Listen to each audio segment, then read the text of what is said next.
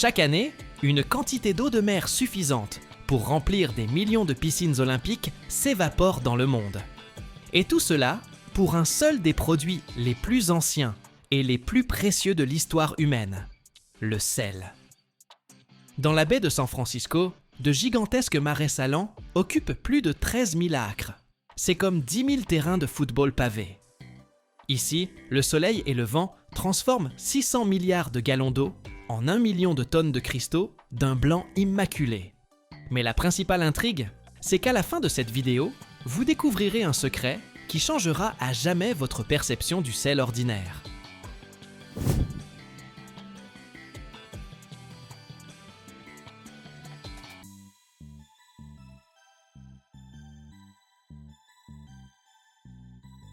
Vous pensez peut-être que le sel n'est qu'une épice bon marché. Mais non!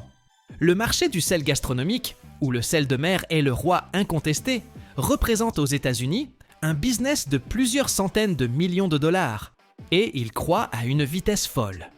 Les gens sont prêts à payer plus cher pour ce morceau de soleil et de mer dans leur assiette. Et vous allez maintenant comprendre pourquoi. Les marais salants de la baie de San Francisco sont parmi les plus grands du pays. Leur superficie totale dépasse les 13 000 acres.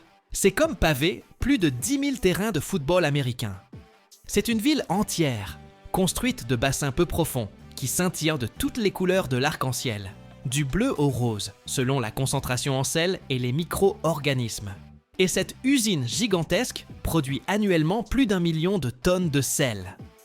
C'est le poids d'environ 250 000 pick-ups Ford F-150, chaque année.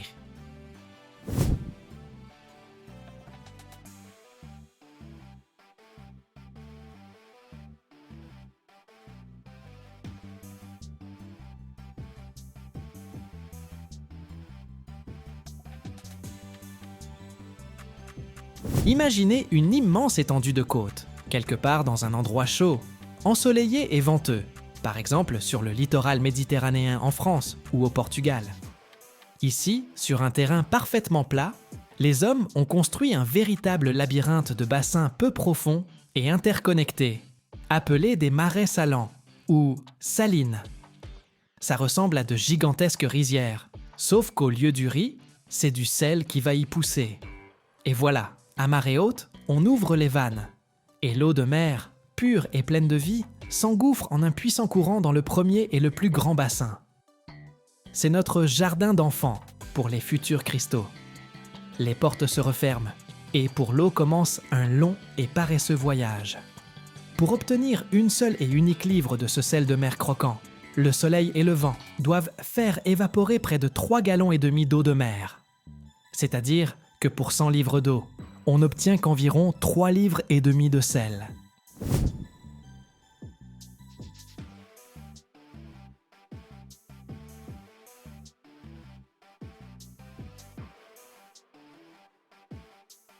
Imaginez que vous deviez boire 28 000 bouteilles d'eau standard pour obtenir une petite salière de sel. Et maintenant, multipliez cela par des millions de tonnes. Pour produire ce même million de tonnes de sel dans la baie de San Francisco, plus de 600 milliards de gallons d'eau s'évaporent chaque année. C'est assez pour remplir près d'1 million de piscines olympiques. Maintenant, les deux principaux ouvriers de notre usine entrent en jeu. Le premier, c'est le soleil. Il commence à chauffer sans pitié la surface de cet immense bassin. Le second, c'est le vent. Il se promène au-dessus de la surface, chassant l'air humide et accélérant l'évaporation. Jour après jour, semaine après semaine, l'eau s'évapore lentement mais sûrement. Et la concentration en sel augmente. La solution devient de plus en plus salée. Quand elle atteint une certaine densité, on la pompe vers le bassin suivant, un peu plus petit et moins profond. Et le processus se répète. C'est comme préparer un sirop. On évapore lentement l'eau pour le rendre plus épais.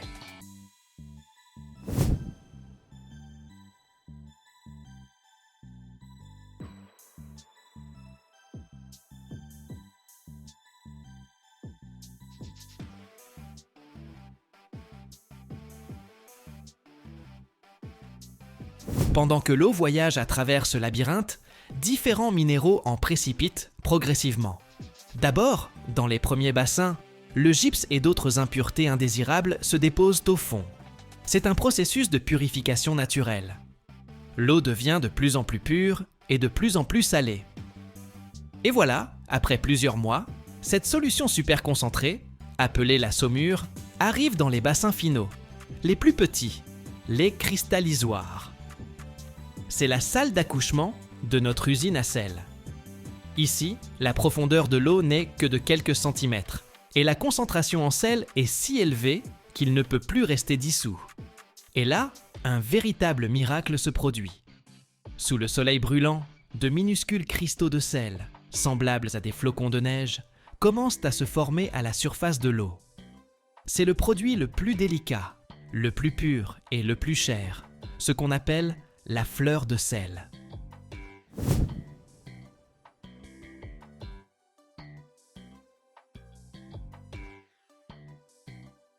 Des ouvriers, appelés des paludiers, à l'aide de râteaux en bois spéciaux, semblables à d'énormes pelles, récoltent très délicatement, à la main, cette fine couche fragile à la surface.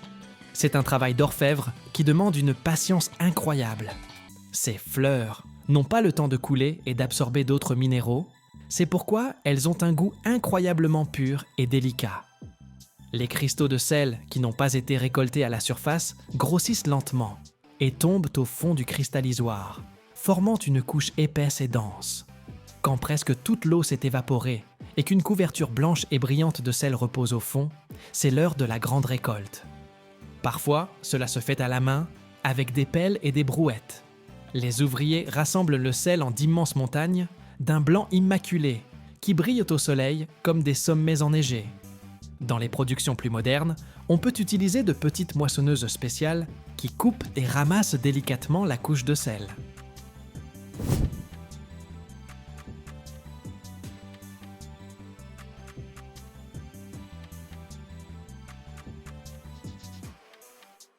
Mais ce n'est pas encore la fin. Le sel récolté est humide et il faut le sécher. On le laisse dans ces énormes tas, directement à l'air libre, pendant plusieurs mois, parfois même un an. Le soleil et le vent poursuivent leur travail, éliminant lentement les dernières traces d'humidité. La pluie, qui tombe périodiquement, lave le sel, enlevant les dernières impuretés, comme le chlorure de magnésium amer. C'est un processus de purification naturelle qui donne au sel son goût caractéristique et doux, tant apprécié des gourmets. Et ce n'est qu'après ce long parcours, quand le sel est devenu sec et friable, qu'il peut être envoyé pour une finition finale.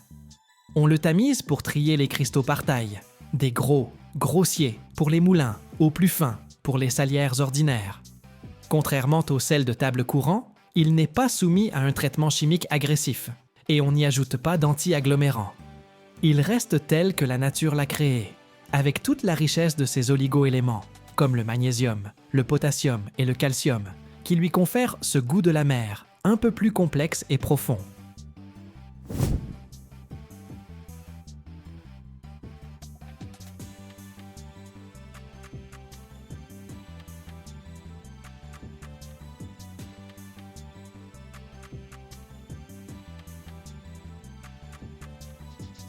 Alors, pourquoi les gens payent-ils plus cher pour ce produit séché au soleil? Le secret réside dans la chimie. Le sel de table ordinaire, extrait des mines, est du chlorure de sodium, presque pur à 100%. Il subit un traitement agressif où l'on en retire absolument tout le superflu. C'est comme un soldat parfaitement poli, mais un peu solitaire. Quant au sel de mer, après évaporation de l'eau, environ 80% de sa composition est ce même chlorure de sodium. Mais les 10 ou 15% restants, c'est un véritable cocktail de plus de 60 oligo-éléments venus de l'océan. Magnésium, potassium, calcium et bien d'autres. C'est cette queue minérale qui donne au sel de mer son goût plus complexe, plus doux et sa texture caractéristique. Ces chiffres sont donc la preuve que la plus ancienne technologie sur Terre, n'utilisant que le soleil et la mer, peut être non seulement belle, mais aussi incroyablement massive, transformant des milliards de gallons d'eau en millions de livres de saveurs pures.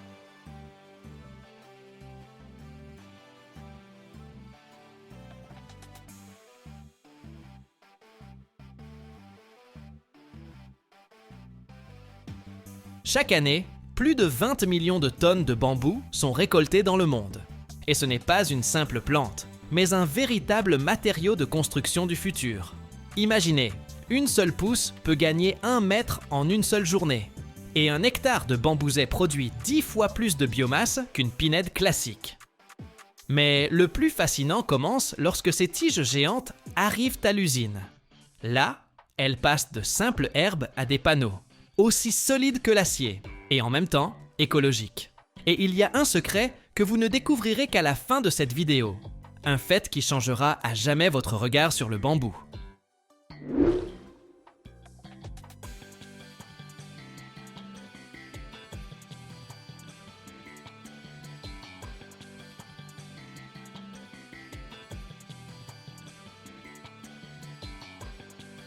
Tout ne commence pas dans un atelier, mais dans les océans verts infinis du sud de la Chine, où pousse le bambou géant Mozo.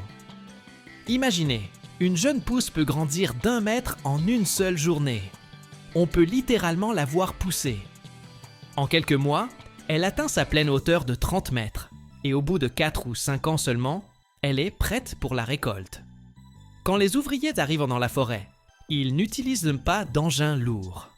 À l'aide de simples scies, ils coupent les tiges matures, en laissant le système de rhizome intact qui produit immédiatement de nouvelles pousses. C'est comme la tonte d'une pelouse géante, une ressource qui se régénère à l'infini. Les tiges creuses coupées sont débarrassées de leurs branches et transportées à l'usine, où les attend leur première grande transformation.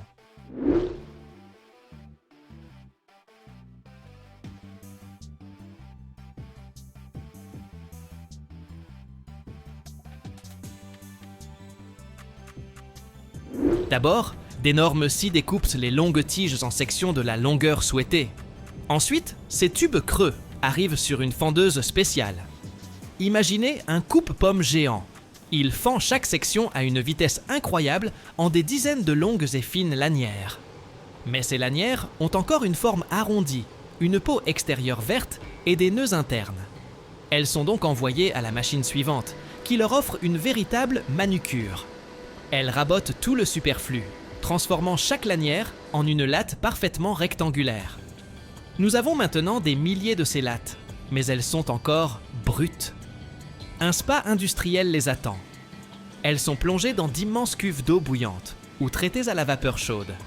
Cette procédure élimine tout l'amidon et le sucre du bambou, le rendant totalement inappétissant pour les insectes et la moisissure.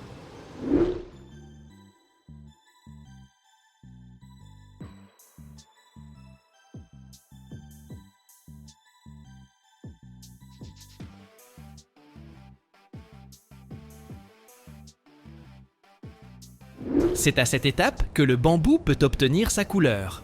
Si on le traite brièvement, il restera clair, naturel. Mais si on le maintient plus longtemps dans la vapeur chaude, les sucres à l'intérieur se caramélisent et il prend une teinte profonde, chaude et mielleuse. Après ce bain chaud, les lattes parfaitement propres et désucrées sont envoyées dans un four de séchage. Là, à une température contrôlée, elles sèchent lentement jusqu'à atteindre un taux d'humidité de 8 ou 10%. C'est d'une importance capitale pour la stabilité du futur panneau. Nous avons maintenant une matière première idéale et il est temps d'assembler notre gâteau de bambou. Des ouvriers trient méticuleusement les lattes par qualité et couleur. Ensuite, elles avancent sur un convoyeur sous des rouleaux spéciaux qui les enduisent généreusement de colle. Et c'est là que se produit la magie qui déterminera l'aspect du futur panneau. Il existe 2 principales méthodes de disposition. La première, horizontale. Les lattes sont posées à plat, les unes à côté des autres, en une seule couche.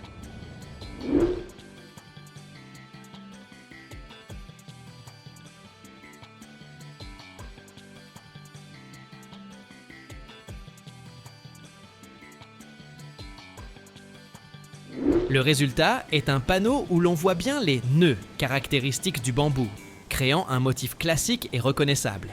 La seconde méthode, verticale.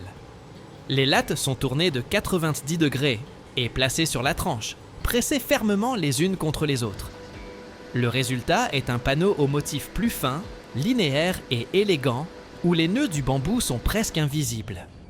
Le gâteau de latte de bambou, formé et collant, est prêt pour l'épreuve finale. Il est envoyé sous une presse à chaud. C'est un véritable titan industriel. Avec une force de plusieurs centaines de tonnes et à une température de 150 degrés Celsius, il comprime cette masse. Sous l'effet de la chaleur et de la pression, la colle se polymérise, liant à jamais des milliers de lattes individuelles, en un bloc monolithique, incroyablement dense et solide. De la presse sort un panneau énorme, chaud, mais déjà absolument rigide.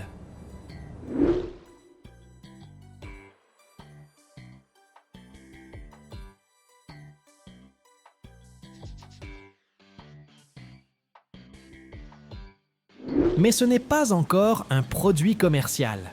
C'est un produit semi-fini. D'abord, on laisse cet énorme panneau reposer pendant plusieurs jours pour stabiliser les tensions internes. Ensuite, on l'envoie à la découpe. Des scies géantes le découpent en feuilles de dimension standard. Et enfin, c'est l'heure des procédures cosmétiques. Chaque feuille passe par une ponceuse multi-étapes. Une série de bandes abrasives, de la plus grossière à la plus fine, transforme sa surface rugueuse en une surface parfaitement lisse et soyeuse au toucher. L'étape finale est le contrôle qualité. Un inspecteur examine attentivement chaque feuille, vérifiant l'absence de défauts, la précision de la géométrie et la qualité du ponçage. Les feuilles de contreplaqué de bambou fini, parfaitement lisses, sont marquées, emballées et envoyées dans les entrepôts.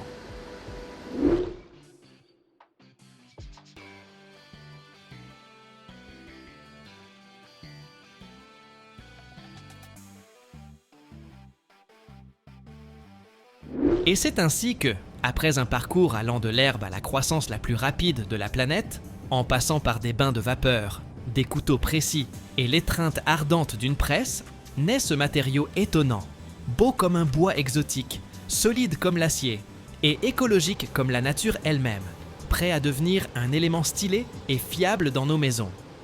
Nous savons déjà que le bambou pousse à une vitesse cosmique.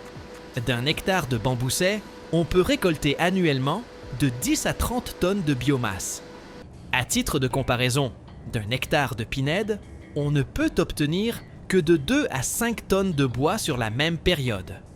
Cela signifie que pour produire la même quantité de matériaux, il faut 10 fois moins de terre. Les panneaux de bambou existent en différentes épaisseurs, de quelques millimètres à 50 mm pour des plans de travail massifs ou des poutres de construction. Et il y a une nuance intéressante. Un panneau peut être constitué de plusieurs couches. Pour atteindre une stabilité maximale, les fabricants font souvent des panneaux multicouches.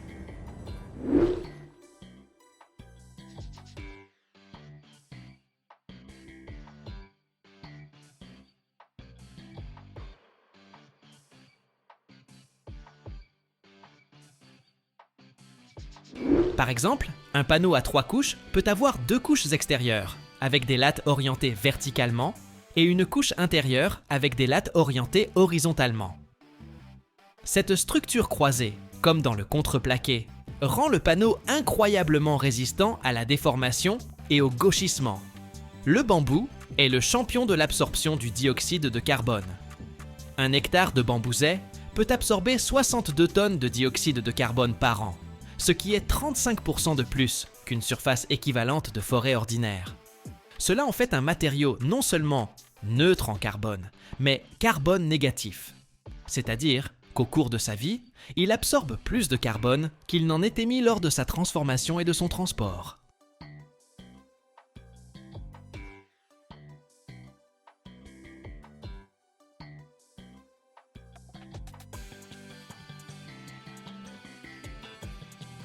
Chaque année, des milliards de dollars sont dépensés dans le monde pour lutter contre la rouille, réparation de ponts, de parkings et de tunnels que la corrosion déchire littéralement de l'intérieur.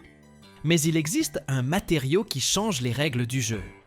Il est 4 fois plus léger que l'acier, 2 fois plus résistant à la traction, et ne sait absolument pas ce qu'est la rouille. C'est l'armature en fibre de verre, un nouveau venu qui fait déjà trembler l'acier. Le marché de ce matériau croît de 12% par an. Et aujourd'hui, vous allez voir comment, à partir de centaines de bobines de fils de verre, plus fins qu'un cheveu, et d'un baril de résine, naît le matériau de construction du futur. Et à la fin, Un secret qui changera à jamais votre vision du béton.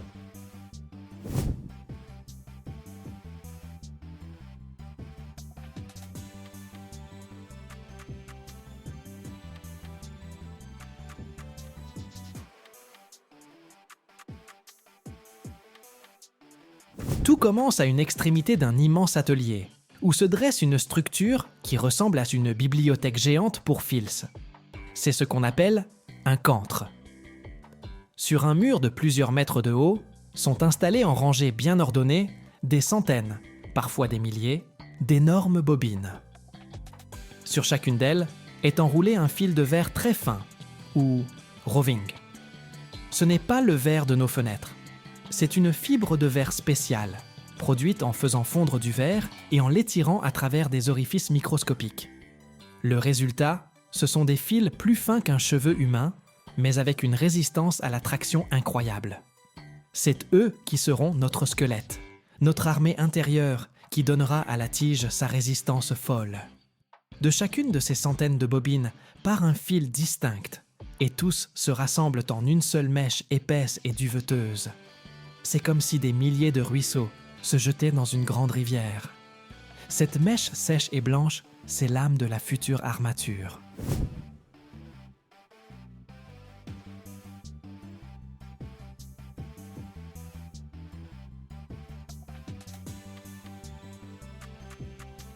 Ensuite, cette rivière de fibres de verre entame son voyage.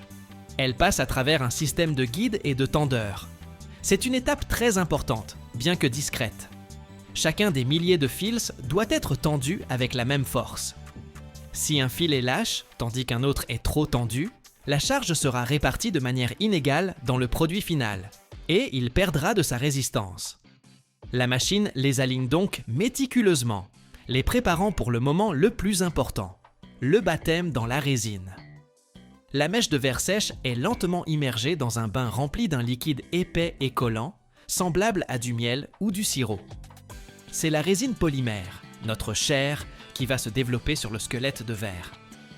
C'est un cocktail chimique complexe. La base est généralement une résine polyester, vinylester ou époxy.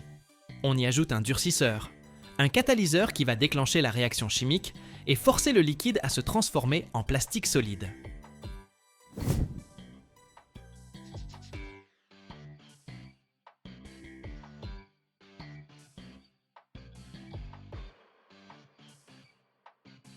On peut aussi y ajouter divers additifs, des pigments pour la couleur, des inhibiteurs d'UV pour que l'armature ne craigne pas le soleil, et des retardateurs de flamme pour la résistance au feu. Le but de ce bain est d'imprégner chaque fibre, même la plus minuscule.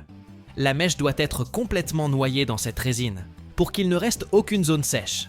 La mèche, imprégnée et lourde de résine collante, sort du bain et se dirige vers son point de naissance, la filière de formage. C'est le cœur de tout le processus. Imaginez une épaisse plaque d'acier avec un trou parfaitement rond et poli, dont le diamètre correspond exactement à celui de la future tige. La filière est chauffée à une certaine température. Lorsque la mèche humide est tirée à travers cet orifice, plusieurs choses se produisent simultanément. Premièrement, la filière, comme une presse, expulse tout l'excès de résine, ne laissant que la quantité nécessaire.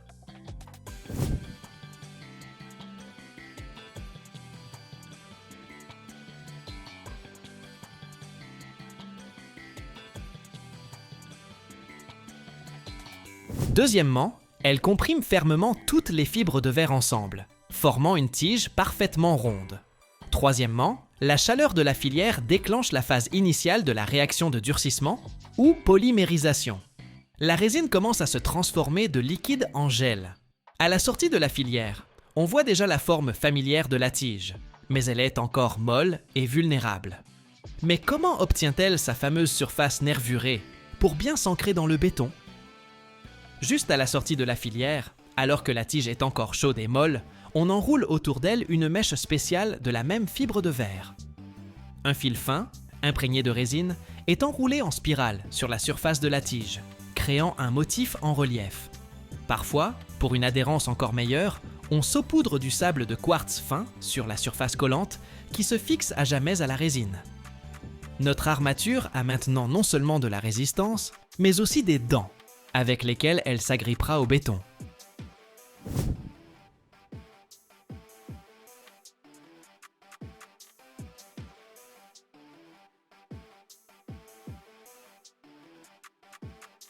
La tige, formée et enroulée, entre dans la plus longue partie de la machine, le tunnel de durcissement, ou four de polymérisation. C'est une longue chambre qui peut s'étendre sur des dizaines de pieds, à l'intérieur de laquelle une haute température est maintenue, généralement 400 degrés Fahrenheit. C'est là que la transformation finale a lieu. Ce n'est pas un simple séchage.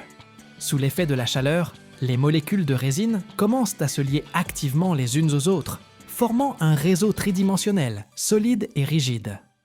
Le sirop liquide et collant se transforme en un matériau composite extrêmement solide et dur, qui lie à jamais des millions de fibres de verre en un seul monolithe. C'est comme la cuisson d'un gâteau. Pendant que la tige se déplace lentement à travers ce tunnel chaud, elle acquiert sa dureté finale, aussi dure que la pierre.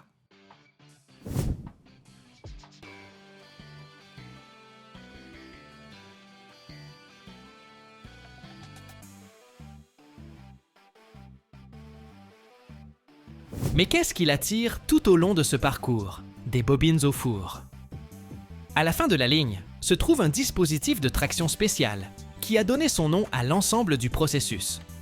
Il s'agit généralement de deux mécanismes à chenilles, semblables aux chenilles d'un char, placés l'un au-dessus de l'autre. Ils serrent doucement mais très fermement la tige déjà finie et durent avec leurs patins en caoutchouc et la tirent vers eux à une vitesse constante et précisément calibrée. Ce sont eux qui créent la force qui tire la fibre de verre à travers le bain de résine, la filière de formage et le four. La vitesse de ce mouvement est l'un des paramètres les plus importants qui contrôlent la qualité du produit final. Et voilà, de l'autre côté de ce long convoyeur, apparaît une tige de fibre de verre infinie, parfaitement droite, dure et chaude.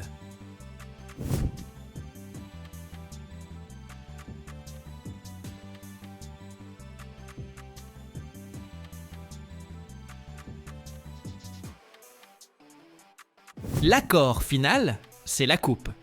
Une scie automatique est installée en travers de la ligne. Elle se synchronise avec la vitesse de déplacement de la tige, effectue au bon moment un mouvement rapide vers l'avant et, avec un zest sec, coupe un morceau de longueur standard, par exemple 20 ou 40 pieds, de la bande infinie. Puis, elle retourne à sa position de départ, attendant que la section suivante arrive. Les tiges finies, encore tièdes, roulent sur une table de refroidissement, puis sont rassemblées en paquets, attachées et envoyées à l'entrepôt. Et c'est ainsi que, sous nos yeux, des milliers de fils de verre fragiles et un baril de liquide collant, après un parcours à travers des bains, des presses et des fours, se sont transformés en un matériau de construction du futur, léger mais incroyablement solide, prêt à défier la rouille et le temps dans la jungle de béton. Le marché de l'armature en fibre de verre n'est pas encore un géant comme celui de l'acier, mais c'est le nouveau venu le plus cool et le plus audacieux de la fête, qui gagne rapidement en popularité.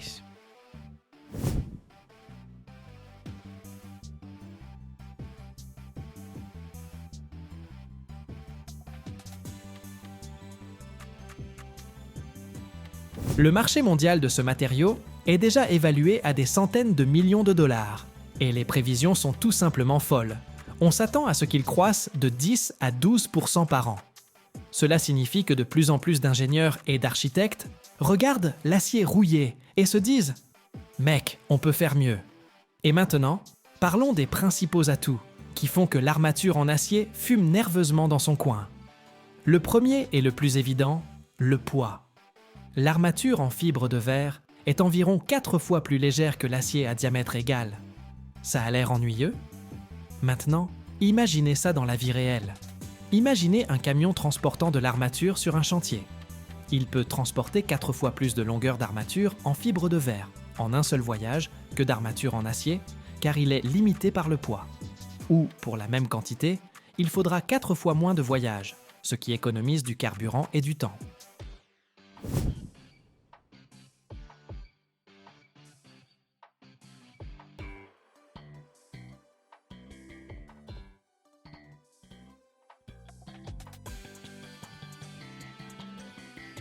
Sur le chantier même, 2 ouvriers peuvent facilement transporter des rouleaux entiers ou des paquets de tiges en fibre de verre, alors que pour déplacer de l'acier, il faut une grue. C'est une économie colossale sur la logistique et la main-d'œuvre. Deuxièmement, la résistance. Et là, la fibre de verre monte sur le ring et met l'acier KO au premier round. Sa résistance à la traction est environ 2 fois supérieure à celle de l'armature en acier standard. Pour que vous compreniez, pour rompre une tige en fibre de verre, il faut appliquer 2 fois plus d'efforts que pour une tige en acier de même diamètre. Cela signifie que dans certaines structures, on peut utiliser une armature de plus petit diamètre, économisant encore plus de poids et de volume. C'est comme comparer une corde ordinaire à une corde d'alpinisme. Pour une épaisseur moindre, elle supporte des charges beaucoup plus importantes.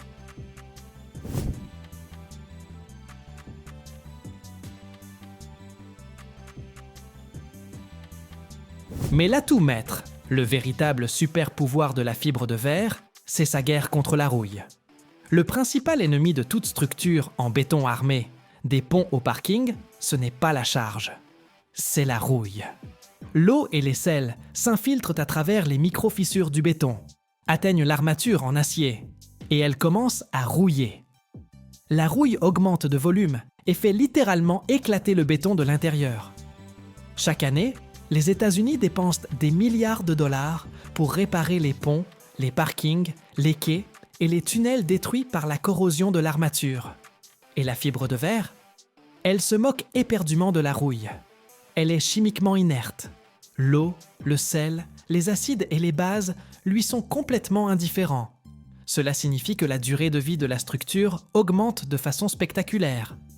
Une structure en béton armé d'acier est conçue pour plus de 50 ans. Une structure avec une armature en fibre de verre est tranquillement conçue pour plus d'1 siècle.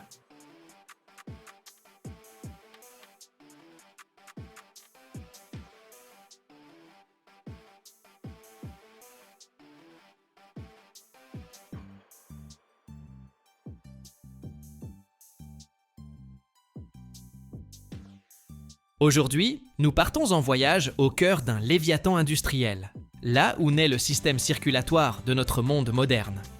Nous allons parler de la production de tubes en cuivre. Ça a l'air simple, n'est-ce pas? Mais je ne parle pas d'une petite usine. Je parle d'un mécanisme gigantesque, rugissant et ardent, qui chaque jour, 24 heures sur 24, transforme des montagnes de cuivre pur en 13 000 tonnes de tubes parfaits. Ce n'est pas un simple processus de fabrication, c'est le spectacle métallurgique le plus grandiose et le plus rapide de la planète. C'est l'histoire de la manière dont, à partir d'un métal dur comme la pierre, on étire en quelques minutes un fil long de plusieurs kilomètres, fin et flexible comme un spaghetti. C'est un véritable dieu industriel qui crée sans relâche les veines de nos maisons, de nos hôpitaux et de nos voitures.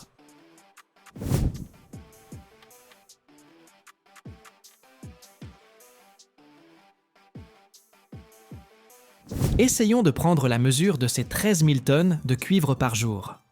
Imaginez la Statue de la Liberté. Toute cette structure gigantesque pèse 225 tonnes.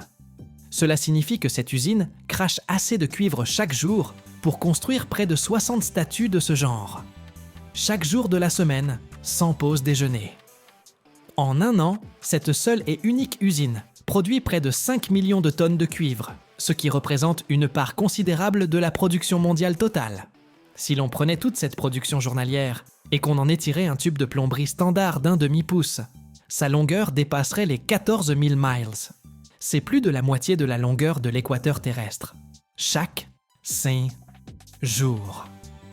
À l'usine arrive une matière première qui ressemble à une œuvre d'art, le cuivre cathodique. Des plaques parfaitement rectangulaires et lourdes, d'une couleur rose-rouge profonde et étonnante. C'est du cuivre d'une pureté de près de 100%, à savoir 99,99%. Il ne contient pratiquement aucune impureté.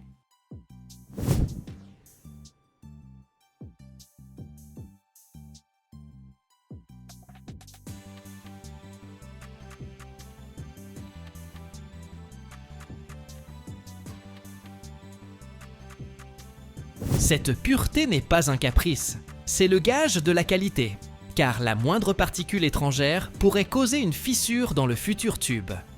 Ces lourdes plaques, pesant chacune plusieurs centaines de livres, sont chargées dans un four à l'aide de grues géantes. C'est un four vertical colossal qui s'enfonce profondément sous terre, un véritable soleil de poche. À l'intérieur, la température atteint 2000 degrés Fahrenheit. Le cuivre, en entrant dans cet enfer, fond instantanément, se transformant en une rivière liquide, éblouissante et lumineuse. Ce n'est pas une simple fusion, c'est un océan bouillonnant de feu liquide qui s'écoule en continu du four. Et c'est là que commence ce qui rend ce processus le plus impressionnant au monde: la continuité. Dans une production classique, le métal en fusion est coulé dans des moules pour obtenir des lingots, qui sont ensuite refroidis, réchauffés à nouveau et laminés. C'est lent et inefficace.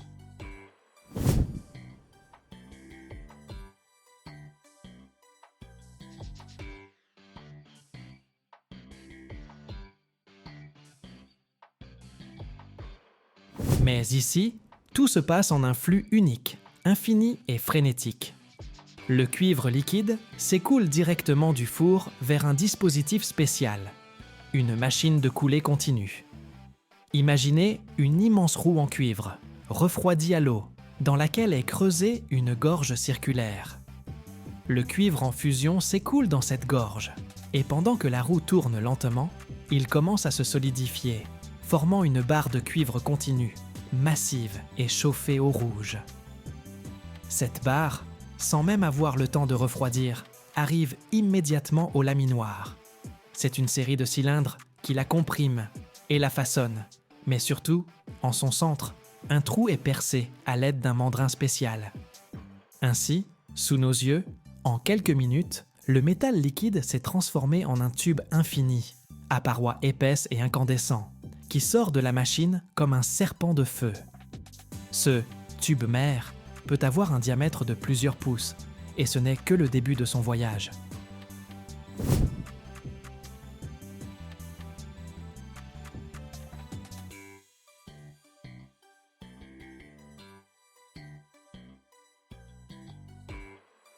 Maintenant, notre serpent épais et chaud doit subir une cure d'amincissement, et une cure radicale.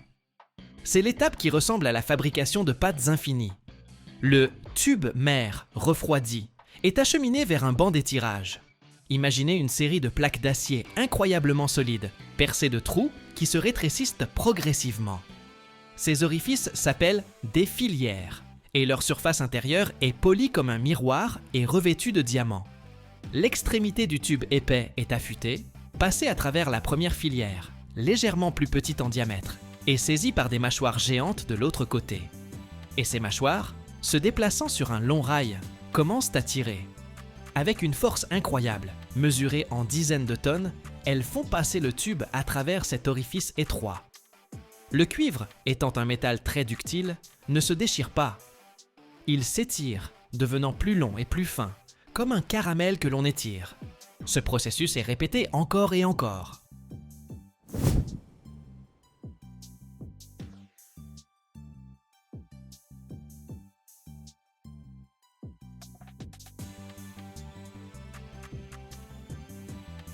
Le tube passe par la filière suivante, encore plus petite, et devient encore plus long et plus fin. Après chaque étirage, la longueur du tube peut doubler. Ce qui était un morceau de tube épais de 100 pieds se transforme en des milliers de pieds de tube fin. Mais ce processus a un effet secondaire. En s'étirant, le cuivre subit ce qu'on appelle l'écrouissage. Il devient très dur et cassant. Si l'on continuait à l'étirer, il se romprait tout simplement. Il a donc droit à une cure de jouvence, le recuit. Après plusieurs passages dans les filières, le très long tube, déjà enroulé en une immense bobine pouvant peser plusieurs tonnes, est envoyé dans un four de recuit. Mais cette fois, la température y est bien plus basse, 1000 degrés et plus. Ce chauffage contrôlé élimine les tensions internes du métal, le rendant à nouveau mou et ductile, prêt pour un nouvel étirage. Ce cycle étirage-recuit-étirage peut se répéter de nombreuses fois, selon la finesse souhaitée du tube final.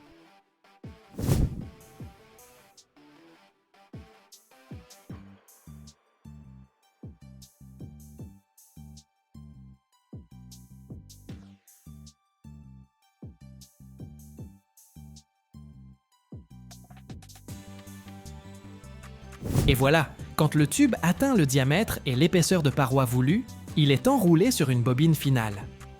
Imaginez une bobine gigantesque, parfaitement lisse, de fils de cuivre brillant, dont la longueur peut atteindre plusieurs kilomètres. C'est déjà presque le produit fini. Pour certaines applications, comme dans les climatiseurs, on le laisse tel quel, à l'état mou et recuit. Mais pour les systèmes de plomberie, il faut des tubes durs et droits.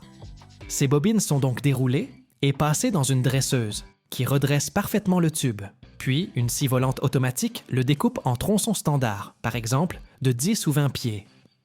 Tout au long de ce processus frénétique, du métal liquide au tube fini, un contrôle qualité infaillible est en place. Des capteurs laser mesurent en continu le diamètre et l'épaisseur de la paroi avec une précision au millième de pouce près. Des détecteurs de défauts à courant de Foucault scannent le tube, à la recherche de la moindre microfissure cachée. Chaque tronçon est soumis à une pression plusieurs fois supérieure à sa pression de service pour garantir son étanchéité.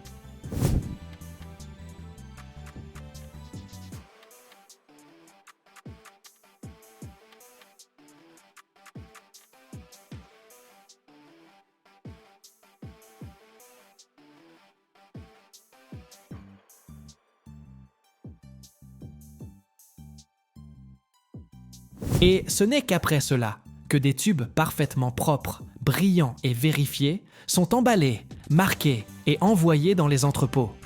Et c'est ainsi que, 24 heures sur 24, 7 jours sur 7, cette incroyable usine monstre qui ne dort jamais transforme des montagnes de cuivre pur en rivières infinies de tubes, qui se répandront ensuite dans nos maisons, transportant l'eau, la chaleur et le froid, accomplissant silencieusement leur travail vital.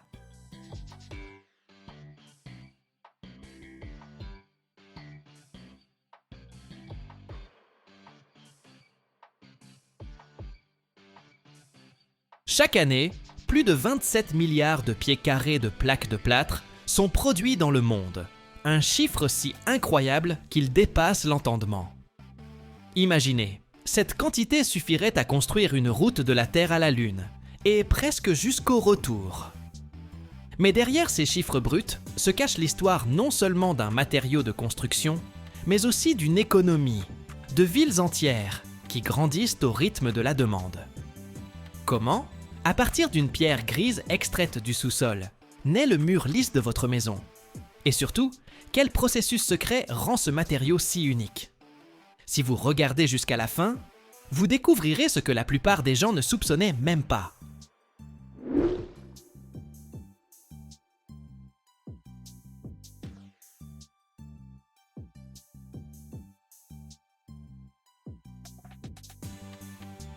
Les chiffres derrière la production de plaques de plâtre aux États-Unis ne sont pas simplement grands, ils sont astronomiques. Et ils racontent l'histoire de la manière dont un pays construit, rénove et respire. Récemment, les usines américaines ont produit environ 27 milliards de pieds carrés de plaques de plâtre en un an. Ce nombre est si colossal qu'il est difficile à saisir. Essayez d'imaginer, si l'on mettait bout à bout toutes ces plaques, on pourrait créer une passerelle d'1 mètre de large qui s'étendrait de la Terre à la Lune et couvrirait près de la moitié du chemin du retour.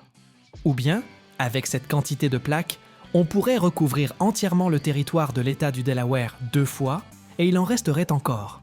Ce flux incessant de matériaux de construction n'est pas seulement un produit physique, mais aussi un puissant indicateur économique.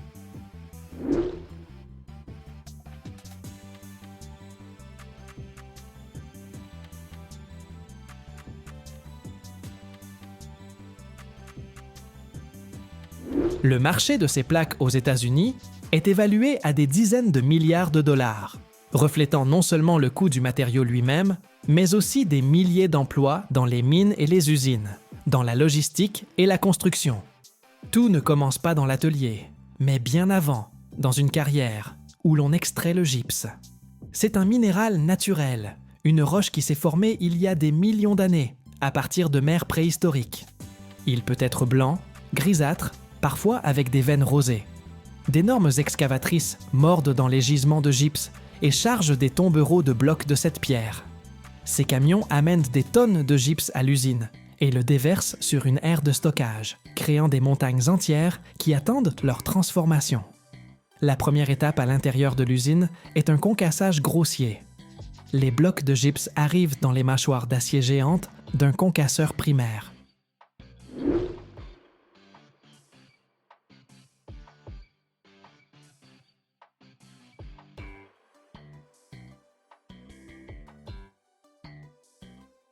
Dans un vacarme et un grincement assourdissant, la machine brise les grosses pierres en plus petits morceaux, de la taille d'un poing.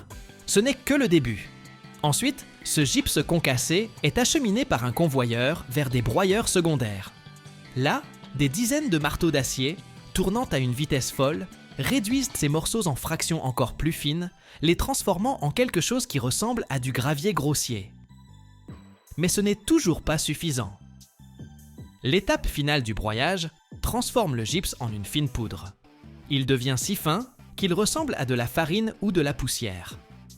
Cette poudre est la matière première principale, mais elle recèle encore un secret qu'il faut révéler. L'étape suivante est l'une des plus importantes et des plus intéressantes. C'est un processus appelé la calcination, et en substance, c'est un séchage contrôlé du gypse. Le fait est que, dans la structure cristalline du gypse naturel, sont emprisonnées des molécules d'eau.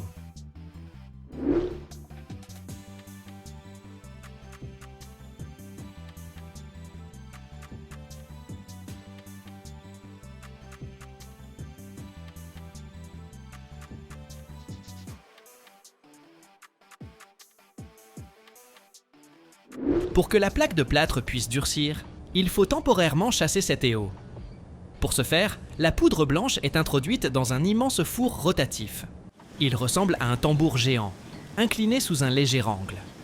À l'intérieur de ce four, une température très précise est maintenue, environ 150 degrés Celsius.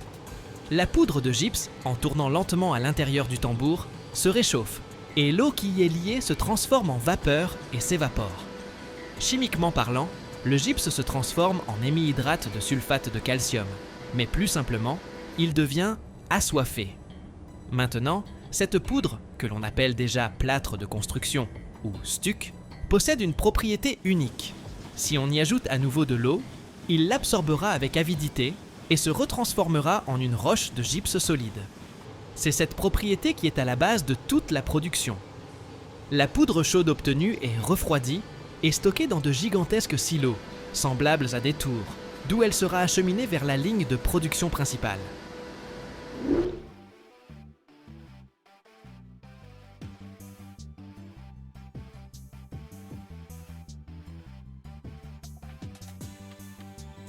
Et maintenant commence le plus spectaculaire, la création de la plaque elle-même. Dans l'atelier, un immense convoyeur, long de plusieurs centaines de mètres. À son départ se trouvent 2 rouleaux géants de papier cartonné spécial et dense. Un rouleau pour la face avant, il est parfaitement lisse, blanc. L'autre pour le dos, il peut être un peu plus foncé, grisâtre. La bande du rouleau inférieur, celui de la face avant, se déroule et se pose sur le convoyeur, formant un chemin infini. Parallèlement, dans un mélangeur gigantesque, semblable à un robot de cuisine industrielle, on prépare le cœur. On y verse en continu notre poudre de gypse assoiffée, de l'eau et tout un cocktail d'additifs divers.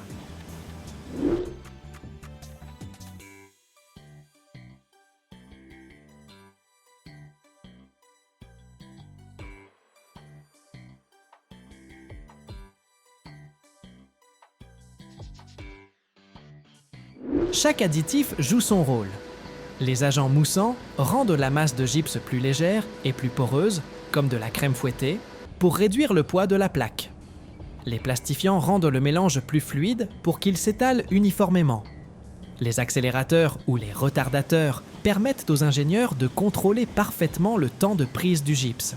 L'amidon aide le cœur de gypse à mieux coller à l'enveloppe en papier. La fibre de verre ajoute de la résistance. Ce mélange, appelé la gâchée, ressemble à une bouillie grise épaisse. Il est déversé en un flux continu, directement sur la bande de papier, qui se déplace sur le convoyeur. Des dispositifs spéciaux répartissent uniformément cette masse sur toute la largeur du papier. Les bords de la feuille de papier inférieure sont délicatement repliés vers le haut, formant les rebords de la future plaque. Et à ce moment, on la recouvre par le dessus, avec la deuxième bande de papier, celle du rouleau arrière, comme un couvercle. On obtient un sandwich infini et parfaitement plat. Papier, masse de gypse, papier.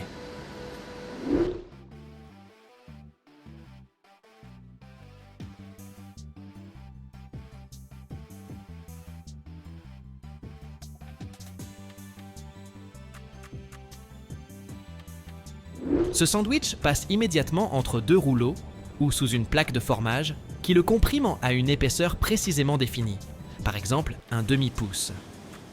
La plaque de plâtre fraîchement formée, encore molle et humide, poursuit son voyage sur un très long convoyeur, appelé la ligne de prise. Sa longueur peut atteindre plusieurs centaines de mètres. Pendant que la plaque se déplace lentement, un véritable miracle se produit à l'intérieur. La poudre de gypse réagit avec l'eau. La fameuse réaction de réhydratation a lieu. Le gypse redevient une roche solide, en dégageant de la chaleur.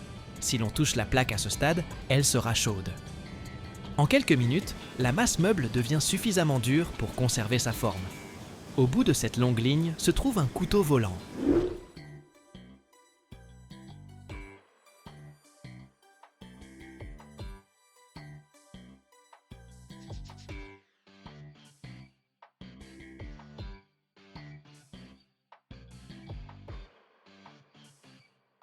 C'est une lame immense qui se déplace en synchronisation avec la bande et, au bon moment, effectue une coupe rapide et précise, découpant le sandwich infini en plaques de longueur standard, par exemple 8 ou 12 pieds. Cela se produit si rapidement que le convoyeur ne s'arrête pas une seule seconde. Les plaques découpées sont maintenant dures, mais encore très humides. Elles contiennent un excès d'eau qui n'a pas participé à la réaction chimique. Il faut l'éliminer. Un dispositif spécial retourne donc les plaques et les achemine vers la plus grande structure de l'usine, un séchoir multi-étages. C'est un labyrinthe gigantesque, composé de plusieurs niveaux, chacun étant un convoyeur. Les plaques de plâtre se déplacent lentement sur ces niveaux, d'avant en arrière, parcourant plusieurs centaines de mètres à l'intérieur de ce four immense.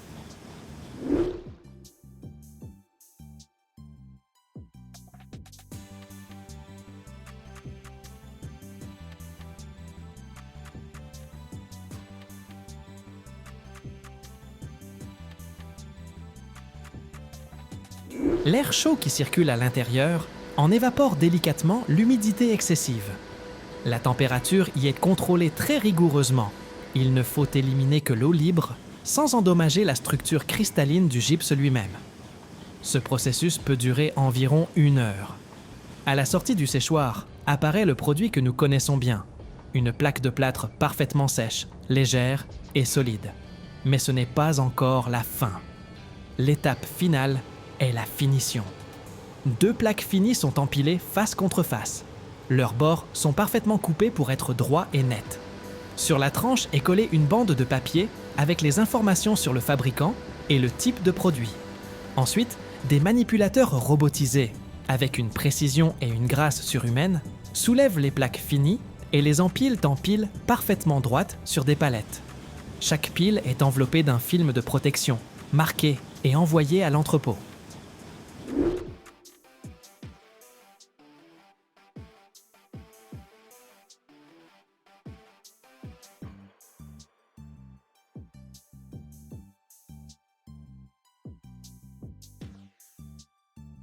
De là, elle partira sur les chantiers pour faire partie de la maison de quelqu'un, se transformant d'une simple pierre grise extraite du sous-sol en un mur lisse et accueillant.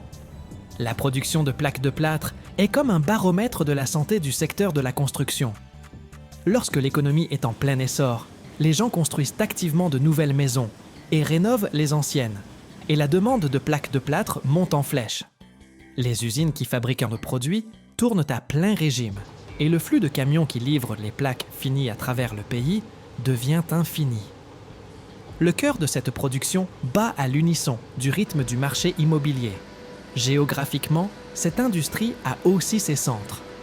Bien que les usines de plaques de plâtre soient réparties dans tout le pays pour être plus proches des grands marchés de la construction, l'extraction de la matière première, le gypse, est concentrée dans certains États. Les leaders ici sont des États comme le Texas, l'Oklahoma, le Kansas, le Nevada et l'Iowa.